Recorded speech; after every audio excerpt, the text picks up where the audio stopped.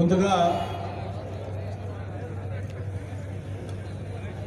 తెలుగువాడి గుండు చప్పుడుగా ఉన్న ఈ విశాఖ స్టీల్ ప్లాంట్ పరిరక్షణ కోసం ఒక పరిరక్షణ కమిటీగా ఏర్పాటయ్యి ఈ ప్రకటన వచ్చిన దగ్గర నుంచి కూడా ఒకే తపనతో పనిచేస్తున్న పరిరక్షణ కమిటీ కన్వీనరు, అలాగే చైర్మన్స్, సభ్యులు, వేలాది మంది కార్మికులు, ఉద్యోగులు, అలాగే వేదిక పైన అతిరథ మహారథులు అందరూ కూడా మనస్ఫూర్తిగా నమస్కారాలు, ధన్యవాదాలు తెలియజేసుకుంటా ఉన్నాను. ఇప్పటిదాకా కూడా మాట్లాడిన పెద్దలందరూ కూడా అనేక విషయాలు చెప్పారు.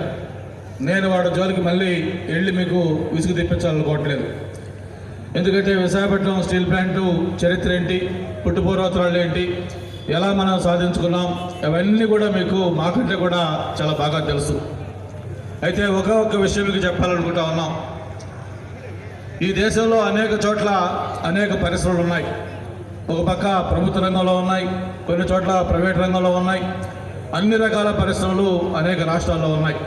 అయితే వాటన్నిటికంటే భిన్నంగా ఒక ప్రత్యేకమైన పరిస్థితిలో ఎలా విశాఖపట్నం స్టీల్ ప్లాంట్ మనకు వచ్చిందో అది మాత్రం మనం అందరూ ఒక్కసారి గుర్తు చేసుకోవాల్సిన అవసరం ఉంది.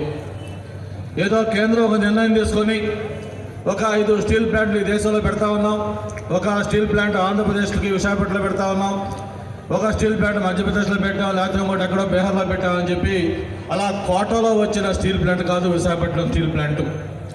32 మంది ప్రాణాల త్యాగం, వేలాది మంది రైతుల జీవితాలు ఏదైతే ఒక భూమి మీద నమ్ముకొని ఉన్నారో అలాంటి రైతుల యొక్క త్యాగాలు, అలాగే వేలాది మంది కార్మికులు, ఉద్యోగులు అందరూ కలిసి ఒక పోరాటంతో సాధించుకున్న పరిశ్రమ ఈ విశాఖపట్నం స్టీల్ ప్లాంట్.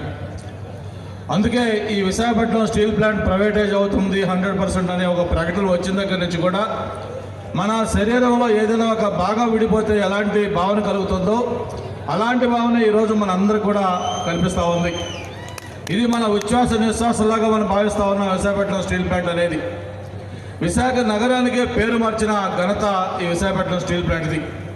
మరి అటువంటి స్టీల్ ప్లాంట్ని కేవలం నష్టాలు వస్తున్నాయి అనే ఒకే ఒక్క కారణంతో ప్రైవేటైజ్ చేయాలి 100% అని నిర్ణయం తీసుకోవటం చాలా చాలా బాధ కలిగించింది అందరికీ.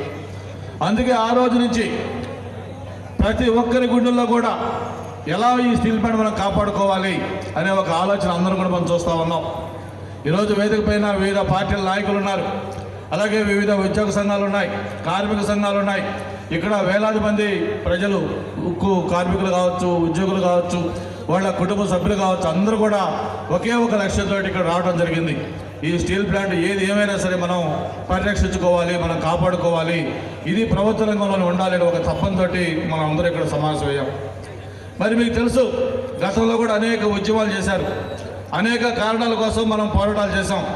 కొన్నిట్లో విజయం సాధించాం, కొన్నిట్లో చివరిదాకా పోరాడి ఫలితం లేకుండానే ఉద్యోగాలు విరమించుకోవాల్సి వచ్చింది.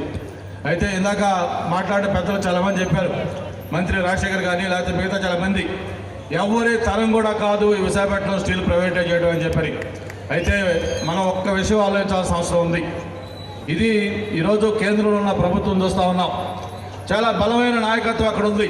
అంటే బలమైన నాయకత్వం అంటే ఒక మొండిగా నిర్ణయాలు తీసుకునే నాయకత్వం అక్కడ ఉంది. వాళ్ళు ఏదైతే అనుకుంటూ ఉన్నారో ఆ నిర్ణయాలను అమలు చేసే పరిస్థితి మనం చూస్తూ ఉన్నాం.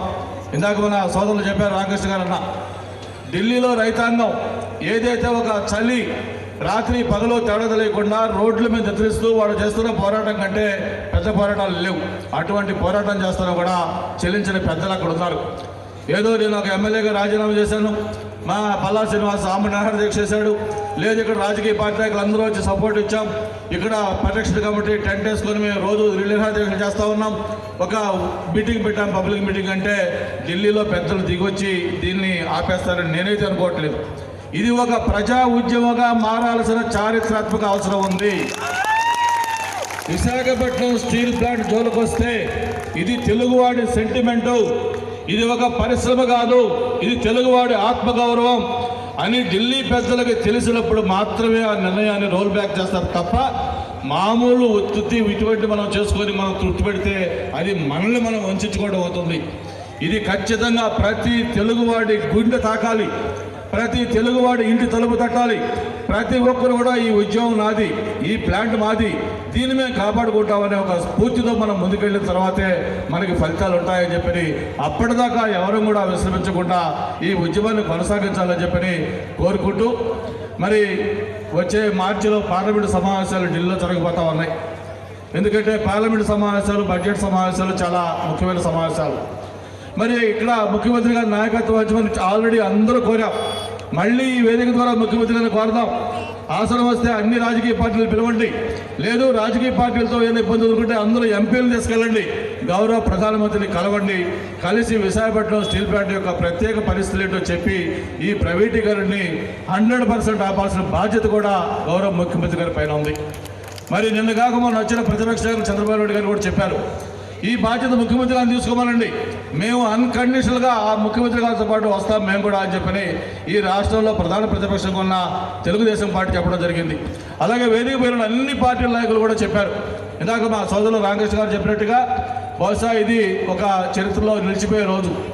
అన్ని పార్టీలు కూడా వాళ్ళ జెండాలు అజెండాలు పక్కన పెట్టి ఒకే లక్ష్యం కోసం పనిచేయటం అంటే అది మామూలు విషయం కాదు. అటువంటి కదలిక ఈ విశాఖపట్నం స్టీల్ ప్లాంట్ తెచ్చింది. డెఫినెట్గా ఇంతమంది కలిసి ఒకే స్ఫూర్తితోటి పనిచేస్తే 100కి